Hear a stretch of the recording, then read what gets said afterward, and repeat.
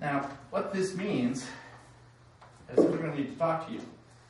We're going to need to talk to the commissioners of White Pine County. We're going to need to talk to the fire departments and the police departments, the Rural Ambulance Corps, utilities, people who have a stake in public welfare in all of our communities need to be involved in this process. And the first question is this something I even want? Do I want to get involved and have smartphone technology for my public safety agency?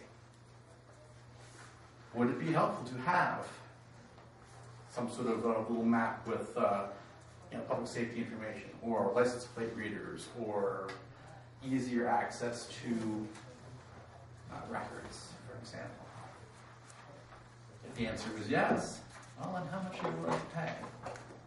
I'm getting it from Verizon for $39.95 a month. That's fine by me. I don't need to change. Okay. Again, I don't own FirstNet. I'm not here representing FirstNet. I'm here asking questions on their behalf and providing information to my community. And then, what would you like to see it do? If you're a cop, does that smart vest sound really impressive and sound useful to you? No, you won't get it for free. But is it an application they should be working on? Is there something about cameras that are on lapels, traffic stops, dash cams? Should they be working on that? License plate readers, should they be working on those? There are a lot of issues pro and con for all of those things, and it's far beyond my scope today in talking about them. But they're things that you guys need to think about as your community. And coverage. This is a pretty big county with a lot of empty space. Where do you need that coverage? Especially at first. And I imagine they could spend a lot of money in White Pine County and never reach this town. But do a really good job covering up the Northeast. That would help a lot of people, but they could do it. So where, as public safety representatives, as constituents in your community, where do you need that coverage today? Where are the fires? Where are the drug corridors? Where is the violence? Where is the trespass on public lands? Where is the crime? Where do you need it? What would make it a better place to live than it is now? And then finally, is there anything the county and the municipalities can share with FirstNet? They are offering, unofficially right now, discounts. If you have a tower that has extra space for an antenna, they would consider co-locating with you. Say, okay, well, you've got a beautiful tower there, sir. We'd like to put an antenna on it. The case is that that tower meets the location and the standards that they set for their equipment, and you're willing to reach an agreement on price, they'll credit you back on your services. And then finally, this is an IT network.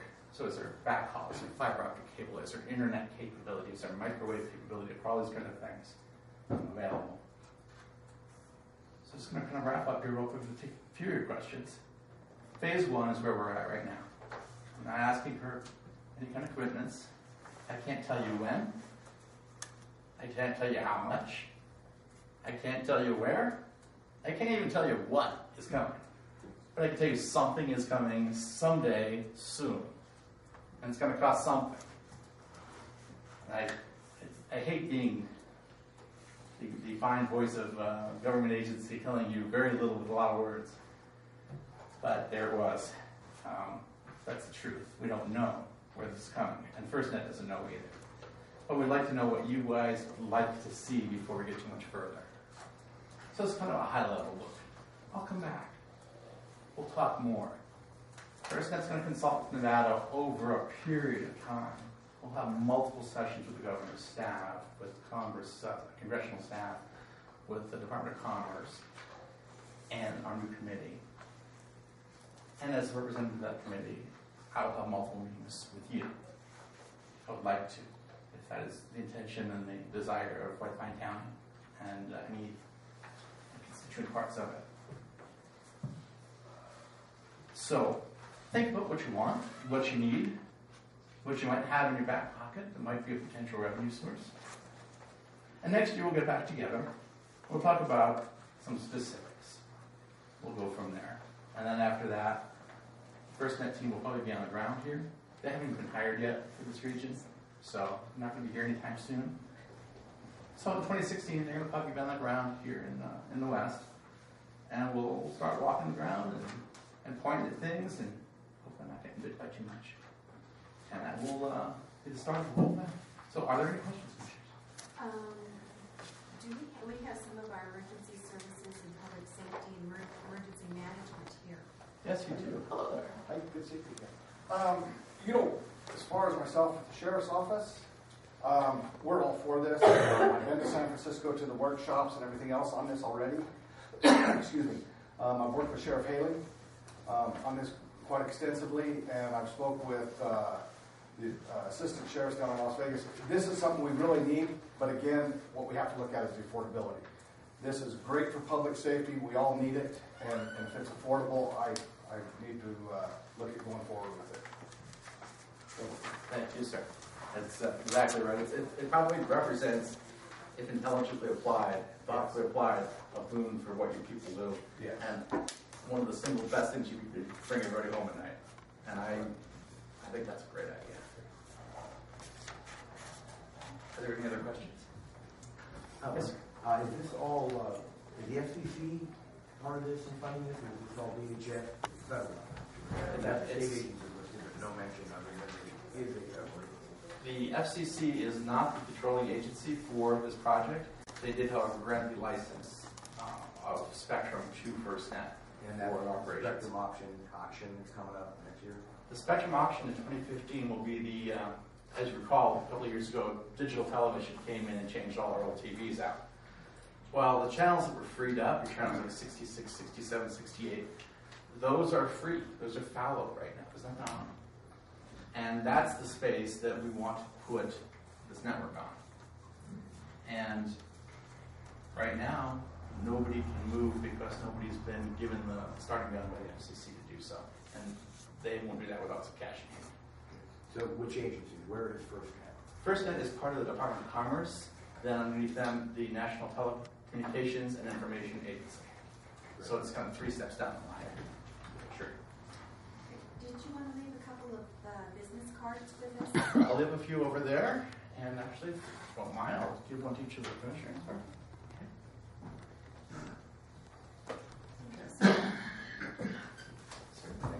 Here, we'll just Great. yeah, and then you give one to the clerk, please. And I thank you very, very much for your attention this morning. Thank you. And there's some handouts here along the side should you need it. Oh, great. Okay, appreciate it.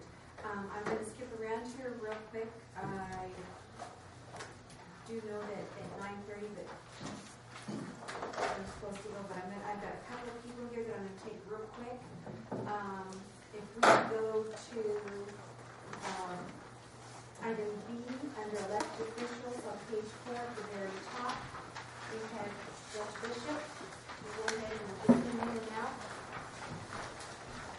Thank you for letting me do this one time. I'm going to get back to court at 10. Basically, I just came to see if there were any questions about the item on the agenda. I don't know if it was clear to everybody what the... I was just going to say, this is discussion, action, possible approval of court transcription rate at statutory amount. Anybody have any questions? Did you want to? I think the documents have been attached with the statutes and the rates. Historically, what has happened is Linda Eldridge used to do our transcribing at that rate, and now we're, because of the circumstances, have to get somebody else to step in and do that. And all I'm asking is that we continue on with the same statutory rate. The commission just has to set that rate under the statute. And so we can get the next people and start doing those transcripts. And I think you have all the documents and all of the rates, so it should have been provided. Does anybody have any questions? Then could I have a motion? I'll make a motion to approve the court transcription rate at the statutory amount. I'll second that. We have the first and the second. Any other questions? All those in favor? Aye. Opposed? Motion carries. Thank you. Thank you. Okay, and then I'm going to jump back to the bid opening and awards operation of the concession stand, Heritage Field. Discussion action, possible approval of bid award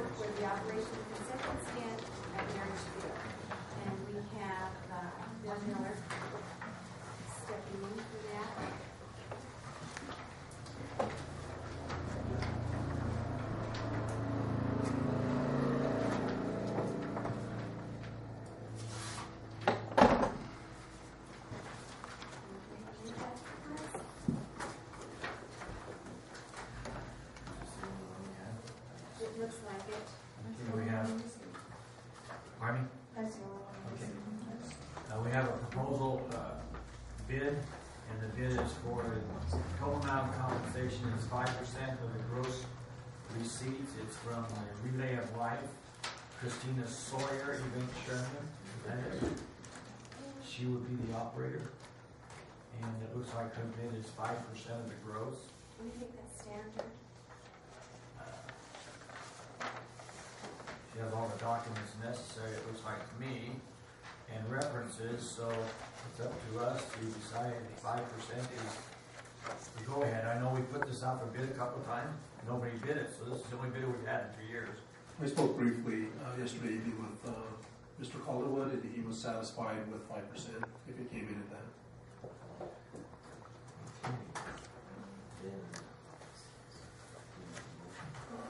I'd like to make a motion that if we accept the bid for the Relay of Life for 5% of the gross receipts on the marriage field concession. All right, we have a motion and a second. Any further discussion? All those in favor? Aye. Aye. Opposed? Motion carries unanimously. Thank you.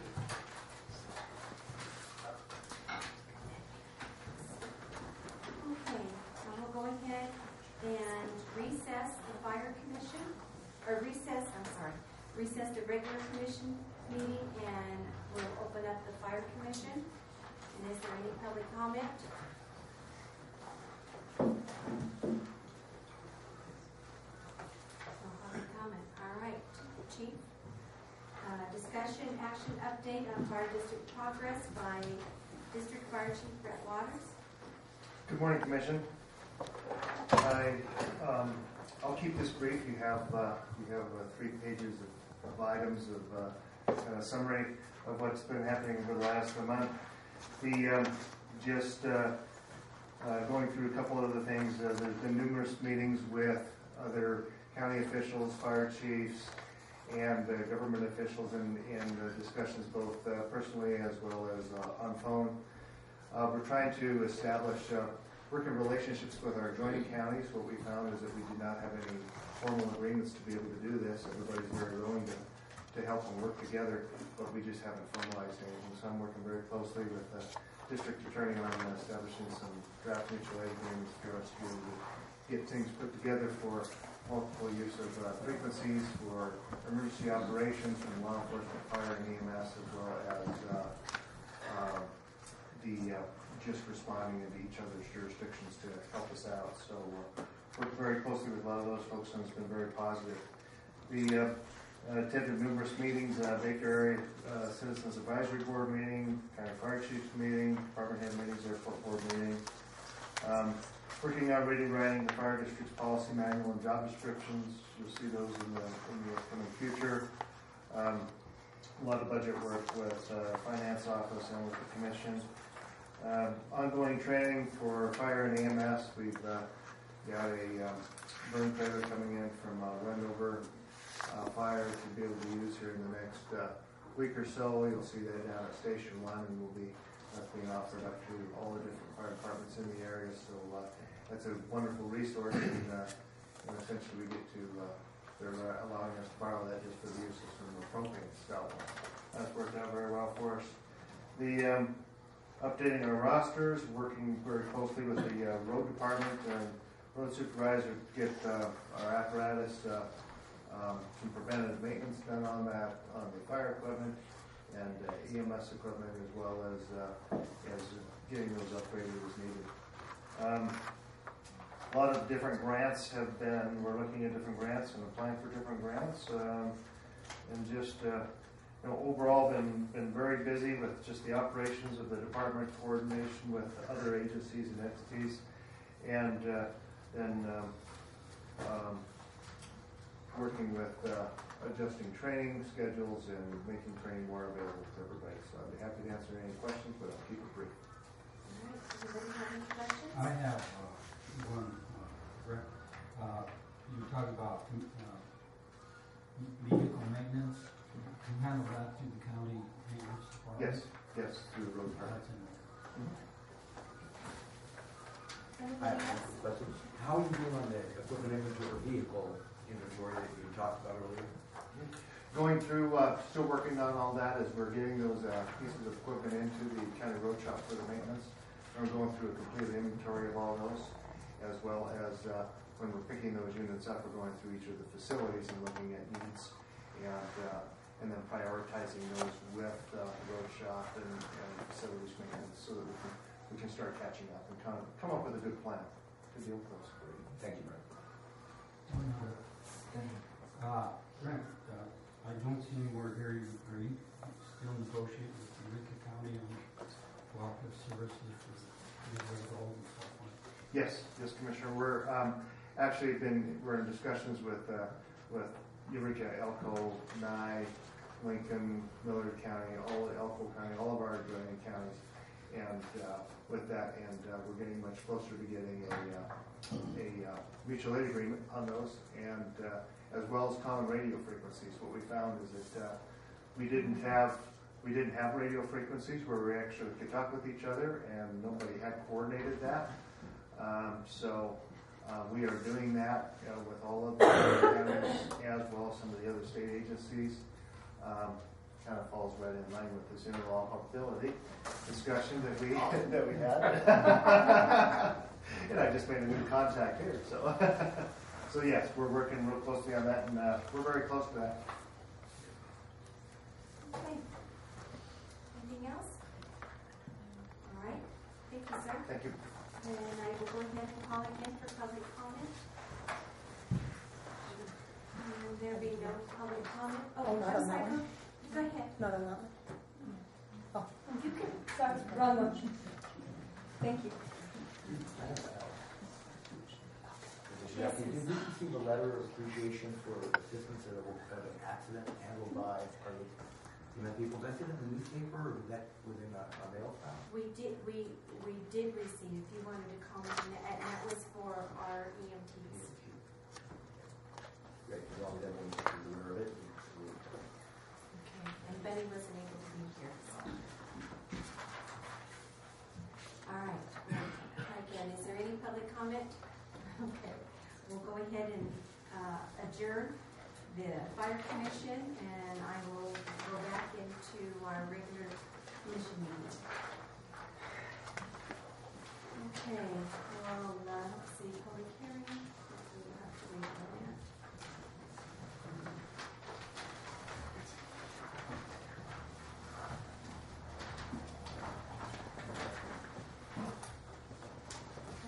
We have anybody in here that needed to be taken ahead of schedule, or that was an untimed action? There you are, okay. Okay, and we did, are you talking about the Proclamation. okay, you're right. I'm on there twice.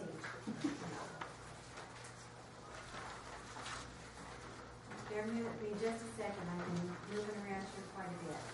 Okay, on page 5, and also 5, item 1, discussion action, possible approval of request to proclaim Saturday, June 7, 2014 as National Cancer Survivors Day in White Pine County, to be celebrated with a tree planting ceremony coordinated with Bill Calderwood. And I see Christina Sawyer's here, and Sarah. And Sarah Heaney. Heaney. All right. If you wanted to come up, if the board has any questions.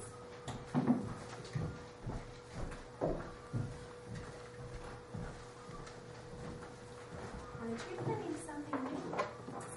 Well, actually, we did a kind of an impromptu one last year to kind of see if, how that would work. We had a really nice turnout. We had the tree was donated through the Festival of Trees at Christmas time by Robinson Mine, KGHM now. They donated a beautiful tree, and we worked with Bill Wolf with the tree board, and he had a tree prepared, or a hole prepared for us, and we did the planting ceremony. What Relay for Life, we've been in the community for about 5 years now, and we ask a lot of the community. with a great deal of fundraising. Last year, the fundraising raised over $80,000 for the American Cancer Society. So the idea of the tree planting ceremony is twofold. One, it's to give back something to our community for all of the support that they've given to the American Cancer Society, as well as a kind of a sanctuary, a place for our local survivors to go and feel the hope and the love of their community during their battle with cancer. And so that's where the idea was inspired from. And we would love to see this be an annual event where we can have a tree donated every year to plant in a small section. I did go out to Spetchel Park and walk the area with Mr. Calderwood earlier last week. And we kind of located a nice area that wouldn't interrupt with any games or any activities that would happen in the park. It's kind of on the outside edge up in the northeast corner.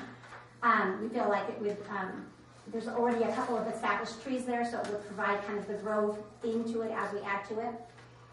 Robinson, or KGHM, graciously donated a bench that we would have set on pavers.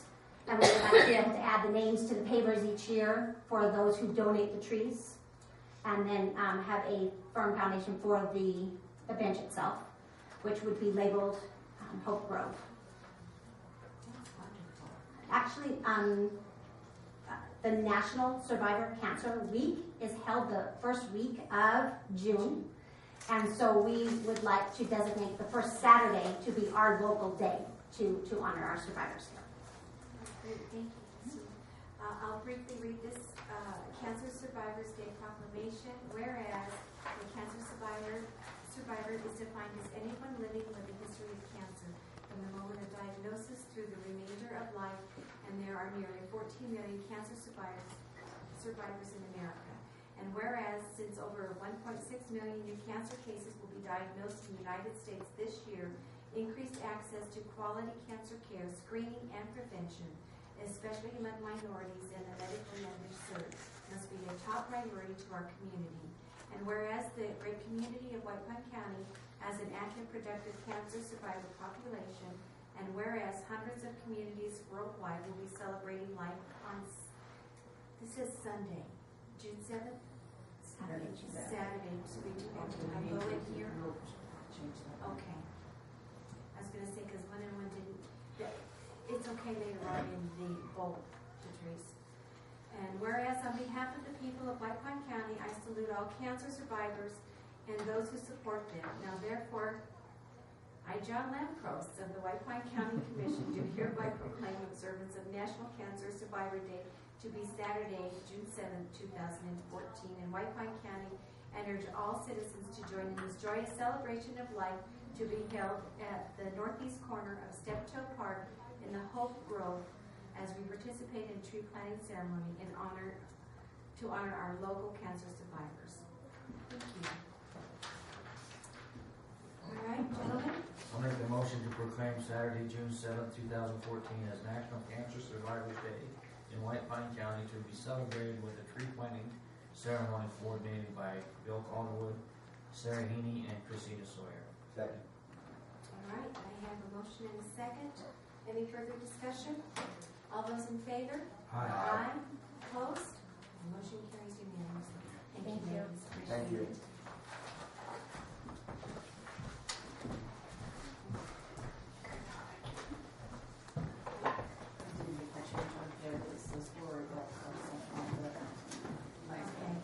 Appreciate it. All right.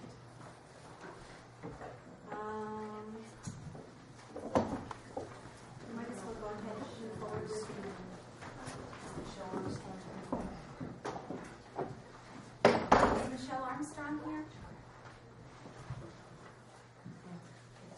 All right, then we'll go ahead and try number 2 is Brittany Roseland.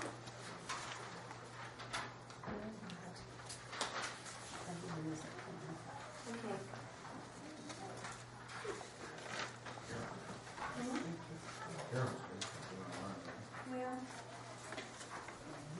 Well, but I don't know if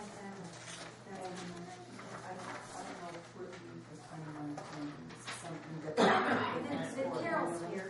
Carol, is it all right to that if there's any questions? Sure. All right, we'll take item 2 on page 5. Discussion action, possible approval of permission to utilize county roads during the Lund Pioneer Day Parade.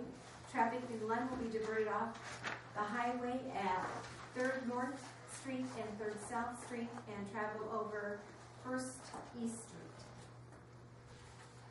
Does anybody have any questions? I'll make a motion to approve the permission to utilize the county road during the Lund Pioneer Day Parade. Traffic in Lund will be diverted off Highway 3rd North Street and 3rd South Street and travel over 1st East Street. Second. Okay, we have a first and a second. Any further discussion? All those in favor? Aye. Opposed? Motion carries. All right. We'll go ahead then and go back to page 3, item 3, items from elected officials. And we'll have a brief discussion. Discussion action, possible approval to cover the cost of Mike Bachman to present the preliminary draft of the report entitled Congressional Transfer of Public Lands to the State of Nevada, a report of the Nevada Land Management Task Force to the Legislative Committee on Public Lands. You have stuff there in your packet. I know that this is an expense time, but after discussion with some of the NACO individuals, I'll be honest with you, there is no way that I personally would be able to do justice. There is an awful lot of information in regards to this. I've included some of the draft of where, of the minutes where we have, and I don't have copies of the previous one that was held April 23rd, I'm sorry. And so I have provided in here a summary of the motions that have been passed. These may be adjusted periodically as we go back. But what I wanted to know from this board, there is a timeline in here. And it's important that we have a collective opinion in regards to this process. And that's the reason why I would like to have Mr. Bachman come and give the presentation. He is doing this throughout the all 17 counties. Either we can view the presentation that they gave to Washoe County, or we can have Mr. Bachman here, and or we can have him, if we view the presentation, then we can hopefully have him on the telephone. There is a not to exceed amount of, I believe, $950 for him to travel and be here and present it to us. So, with that said, With the stoppage of travel expenses within the county because of the budget, I think that paying his expenses would kind of be shooting ourselves in the foot, because we've already stopped our own travel because of the budget, and to pay somebody to come in here $900 would be kind of right. a slap in the face. So I would think a teleconference or some type of video, or if that isn't possible, maybe we could combine with Eureka or someplace and meet at our own expense. But asking for budget money for somebody else's travel at this time is probably not what I would like to do. And I agree, and I did think about that. But one of my concerns is that this is historic. It's important that we do have all the information. It's going to affect our county. Our county, I believe, is 97%, approximately 97% public lands. So it's going to impact us hugely. We're talking health, you name it. Could I add in support, if appropriate? If we were to get that report by video or shared with Eureka, I think we would be avoiding the mileage, but not the labor. So we're really